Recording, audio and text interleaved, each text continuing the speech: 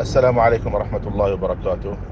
عموما أمثال هؤلاء الشباب الذين يقولون هذا الكلام، هذا الحقيقة من سفه القول، وهؤلاء ابتلوا بهذا المنهج والمشرب الذي المتزمت المعقد المتحسس من أي شيء له علاقة بالقبور.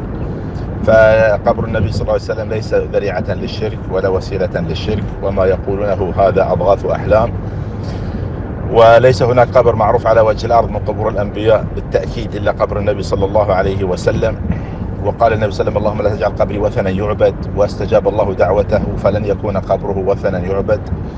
وعندما قالوا إن النبي صلى الله عليه وسلم قال: لولا أن قومك حديث عهد بكفر لهدمت الكعبة، والكعبة أشرف من قبر النبي صلى الله عليه وسلم، هذا من السفه ومن الوقاحة.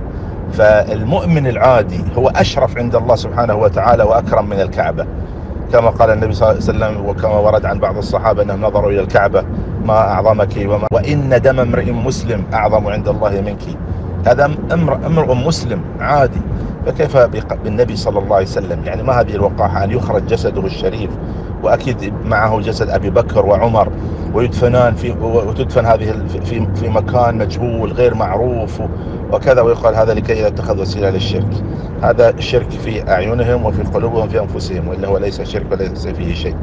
قال النبي صلى الله عليه وسلم: اللهم لا تجعل قبري وثنا يعبد فلن يعبد قبره، استجاب الله دعوته فلن يعبد قبره، وليس وسيلة للشرك.